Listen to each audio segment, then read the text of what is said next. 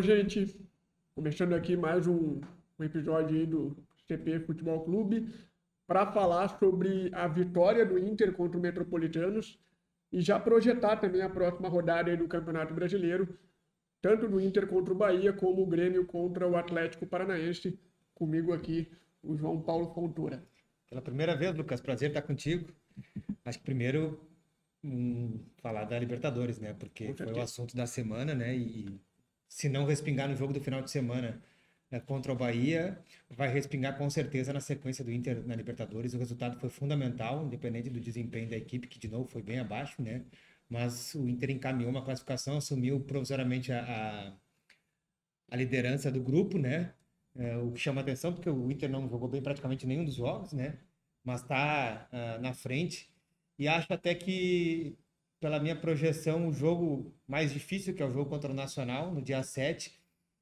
Claro, se o Inter vencer, que o Inter vai mais desfalcado do que já foi para esse jogo na Venezuela, o Inter vai para esse jogo lá. Se não vencer, o que eu acho que é possível de acontecer, o Inter depende só de si ainda, independente do outro resultado, porque ganhando do Independente Medellín na última rodada contra o Brasil, classifica. Então eu acho que foi o resultado do ano para o Inter até agora. E como tu falou, o Inter vai ainda mais desfalcado para esse jogo com a expulsão do Nico Hernandes, e então torna o jogo ainda mais complicado.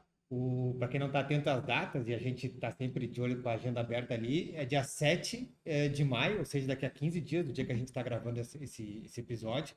E da zaga não vai estar ainda de volta, pelo menos pela previsão que o próprio clube colocou, né? Não vão estar de volta o Vitão, o Mercado, o Nico foi expulso, né? Então, deve ser uma zaga com que Moledo e Igor Gomes, de repente, sendo que esses dois têm que ocupar os jogos que também são importantes até lá na agenda, né? E um treinador experiente como é o Mano, quando ele tem condição, não coloca sempre os mesmos jogadores, porque sabe do desgaste. Não, o Mano está, de certa forma, educado. O Inter tem, desculpe, o Bahia, a gente vai falar daqui a pouco, tem o América Mineiro também. Não pode poupar nessa, correndo risco. É um problema mais para o Mano, porque nessa sequência o único jogador de defesa que deve voltar é o René, que é o lateral esquerdo. Então teria Rodrigo Moledo e Igor Gomes para essa sequência toda, até a volta do Mercado e do Vitão. O René existe a expectativa que volte para o jogo contra o América Mineiro na quarta-feira. Não acredito que volte contra o Bahia. O Bustos, mesmo que se recupere, está suspenso contra o América Mineiro. Vale o mesmo para o Alan Patrick, que esse tinha o principal desfalque para o jogo que o Inter vai ter que construir uma. Não basta jogar mal e ganhar contra o América Mineiro, né? Para tu fazer mais do que 2-0 de diferença, tem que pressupõe-se pela lógica, tu jogue bem, né? Sim. E o Inter até o maio que a gente está vivendo, o Inter é totalmente dependente do Alan Patrick. Não tem feito bons jogos, Mas totalmente dependente do Alan Patrick, tanto é que ontem no jogo ele dá o passe que sai o pênalti do Pedro Henrique, faz o gol nesse pênalti e depois dá o passe para o Luiz Adriano. Então o Inter tem dependido do Alan Patrick ao longo de 2023. E acho que tem um outro personagem que surgiu ontem, Lucas, eu lembro que eu comentei na hora, na redação, não recordo com quem, futebol ele é cruel em alguns aspectos, né? Não estou aqui nem para defender jogador, nem para apontar o dedo para ninguém. Mas num outro cenário, né, poderia ser dito, eu jamais diria, porque seria maldoso, mas não seria em verdade, que metade das bolas que foram em gol ontem entraram. Só que a bola decisiva o John pegou. Uma defesa de letra, de calcanhar, que provavelmente é a defesa da classificação do Inter para a próxima fase, né? Ou seja, o goleiro no dia que precisou, ele cumpriu a sua função, coisa que o Kehler não vinha fazendo. Muita gente reclamava isso aí. O Kehler, ele fazia defesa importante, mas quando o jogo já estava perdido, já estava definido. Então, e acho aí, que quando entrou um outro personagem a partir de agora, né? O fato de ele estar na entrevista também dá status para ele, então acho que nasceu um novo titular do Inter ontem. Com certeza, ganha essa moral aí para essa sequência importante que o Inter tem. Bahia, no domingo, 4 horas, e ainda depois tem a Copa do Brasil. E aí eu acho, essa questão da Copa do Brasil, acho que a torcida vai ser muito importante. Porque o Inter tem feito até promoções de ingresso. Isso. A torcida vai ser muito importante. E não sei qual é a tua posição, mas esse jogo da quarta-feira contra o América, no quesito da torcida, ele tem muito a ver com o que o Inter apresentar domingo. Também. Porque a gente não pode. É um reencontro, depois de vários jogos fora, da torcida com o Inter, né? Sim. Então, dependendo do que vai acontecer, acho que se ganhar bem ou mal aí não interessa, a torcida vai abraçar, mas se voltar a não ter uma boa atuação e daqui a pouco a tabela empurrar, o que eu acho que não vai acontecer nessa rodada, mas o Inter, estava olhando a tabela aqui, o Inter tem o mesmo número de pontos do Bahia, os dois têm 7 pontos, o Inter é o 15º, o Bahia é 13º, é bem pouco provável, mas existe a possibilidade das duas equipes terminarem a rodada na zona do rebaixamento. Já imaginou o Inter tendo que ganhar de 3-0 do América e dentro da zona do rebaixamento? Com certeza, Pressão muito maior. pressão muito maior, exatamente. Mas, como tu falou, o jogo de ontem era importante vencer. E aí eu acho que independente da atuação, embora, claro, o Metropolitano é um adversário muito inexpressivo, Sim. mas tinha que vencer. Tinha que vencer, e venceu, agora... não interessa o resto. Sim. Não interessa o resto. Falar um pouquinho do Grêmio aqui agora, um pouquinho o Grêmio que vem de uma vitória muito importante no Grenal, que precisava, porque vinha de 4 resultados sem vitória, e agora vem uma sequência também complicada. O Grêmio que pega o Atlético do Paraná neste sábado, 4 horas da tarde, na Arena da Baixada. Depois tem Copa do Brasil, e depois tem 2 adversários bem complicados no Campeonato Brasileiro, que é o São Paulo e também o Flamengo.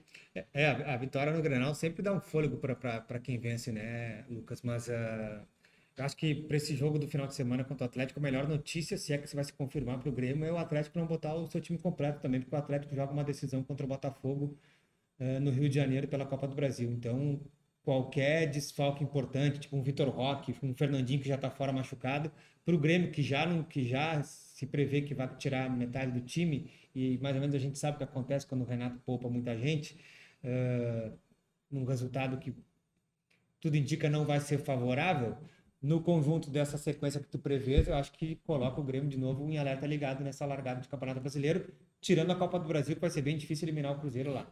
Exatamente, até neste momento que a gente está gravando o vídeo, a gente não tem ainda a lista dos relacionados do Grêmio. Mas é muito provável que jogadores como o Bitelo, que vem sentindo problema no adutor, aí, vem convivendo com dores, o próprio Renato já falou abertamente em entrevistas coletivas. O Soares é outro que deve ficar de fora por conta também da questão do gramado sintético. É mais um problema que o Grêmio vai enfrentar aí, que é sempre complicado jogar numa grama sintética. Tem outro, o Kahneman já está fora por suspensão. Então, alguns jogadores aí que o Grêmio pode perder para esse jogo e aí torna um grau ainda maior de dificuldade do Grêmio nesse jogo lá em Curitiba. Se o Grêmio voltar de Curitiba com empate, tem que comemorar. Com certeza, o empate é um ótimo resultado pelas circunstâncias, pelo adversário. E é uma rodada, desculpe te interromper, Lucas, que é para a gente prestar atenção no Cruzeiro. Pensando na Copa do Brasil na quarta-feira. Eu aqui não recordo com quem o Cruzeiro joga esse final de semana, mas para a gente ver o comportamento do Cruzeiro. Pega o Flamengo, se eu não me engano, no Maracanã, se eu não estou enganado. Eu não lembro agora se é no Maracanã ou no Mineirão, mas é o Flamengo. E depois na quarta-feira recebe o Grêmio com responsabilidade de classificar. O Cruzeiro já ganhou do Grêmio esse ano no Brasileiro, jogou melhor. Não vou dizer que merecia, mas não seria injusto se tivesse ganho também do Grêmio na Arena, mas perdeu o Ramiro, lesionado. O Cruzeiro é que tem, entre aspas, a obrigação de classificar dentro de casa, né? O Grêmio mais uma pedreira pela frente, como tu falou, não jogou bem contra o Cruzeiro nas 2 vezes que atuou contra o Cruzeiro, buscou um empate na Copa do Brasil num belo gol da qualidade do Soares, e agora precisa ir lá a Minas Gerais para buscar essa classificação. E nitidamente o Renato está preparando o time para quarta-feira, muito mais do que para o sábado, né? Com certeza, até porque, embora o Renato fale, né, que ele quer priorizar o Campeonato falou no início, antes de começar.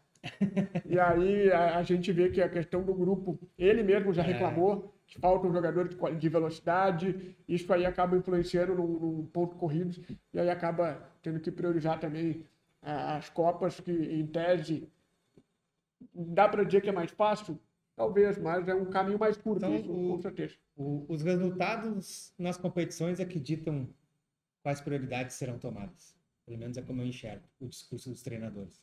No início, aí entra na questão do início do Grêmio também, que não foi bom, e aí começa a priorizar. Para quem? Para os brasileiros que terminarem terceiro na Libertadores, em seguidinha a Sul-Americana vai ser prioridade. É verdade.